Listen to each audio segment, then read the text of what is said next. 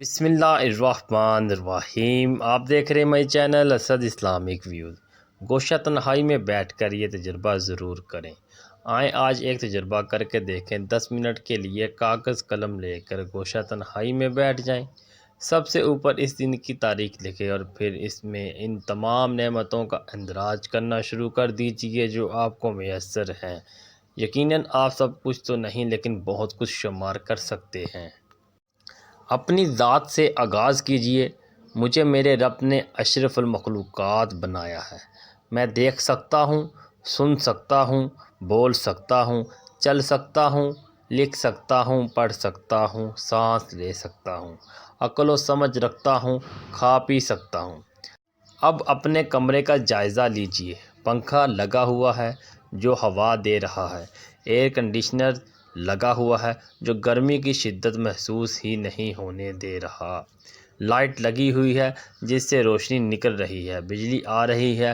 آرام دہ بستر موجود ہے۔ اوڑھنے کو نرم ملائم کمبل میسر ہے۔ الماری میں متعدد بیش قیمت اور آرام دہ ملبوسات موجود ہیں۔ کئی جوڑی جوتے، چپل، سینڈل موجود ہیں۔ ڈریسنگ ٹیبل پر طرح طرح کے پرفیوم اور کریم کا انبار موجود ہے۔ لیپ ٹاپ موجود ہے جس پر میں نہ جانے کیا کیا کر سکتا ہوں۔ ایک کلک سے دنیا جہان کی معلومات تک رسائی حاصل کر سکتا ہوں۔ موبائل فون موجود ہے جس پر لمحوں میں گھر بیٹھے ہی دنیا کی کسی بھی گوشے میں رابطہ کر سکتا ہوں۔ کمرے کے ساتھ ہی واش روم موجود ہے۔ غسل اور طہارت کے اصول کے تمام اسباب موجود ہیں۔ صابن، شیمپو، کنڈیشنرز، شاور جیل، تولیہ وغیرہ سب کچھ موجود ہے۔ نت نئے ڈیزائنز کے چمچماتے ہوئے نلکے لگے ہوئے ہیں جن میں پانی آ رہا ہے۔ اس پانی ہی پر غور کیجئے۔ ایک نلکے سے ٹھنڈا پانی نکل رہا ہے تو دوسرے میں گیزر سے گرم پانی آ رہا ہے۔ یہ پانی کہاں سے آ رہا ہے؟ اوپر ٹنکی سے۔ اور اوپر ٹنکی میں کیسے جا رہا ہے؟ پانی کی موٹر سے جو کہ درست کام کر رہی ہے۔ زیر زمین ٹنکی میں بھی پانی بھرا ہوا ہے۔ کمرے سے باہر دیگر کمرے ہیں۔ ڈرائنگ روم میں قالین، میز، صوفے، پردے اور دیگر اشیاء موجود ہیں۔ ساتھ ہی آرائش کا بہت سا سامان رکھا ہوا ہے۔ سب کچھ نگاہوں کو کتنا بھلا لگ رہا ہے۔ باورچی خانے کا جائزہ لیجئے۔ چولہا لگا ہوا ہے جس میں گیس آ رہی ہے۔ یہ گیس کہاں سے آ رہی ہے؟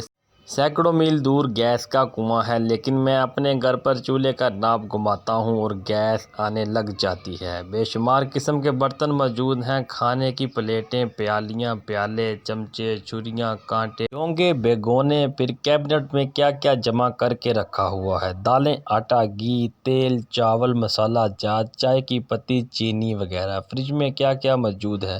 ٹھنڈا پانی، کولڈ ڈرنک، مشروبات، مکھن، پنیر، کیچپ، اچار، چٹنیاں، گوشت، چکن، مچھلی وغیرہ۔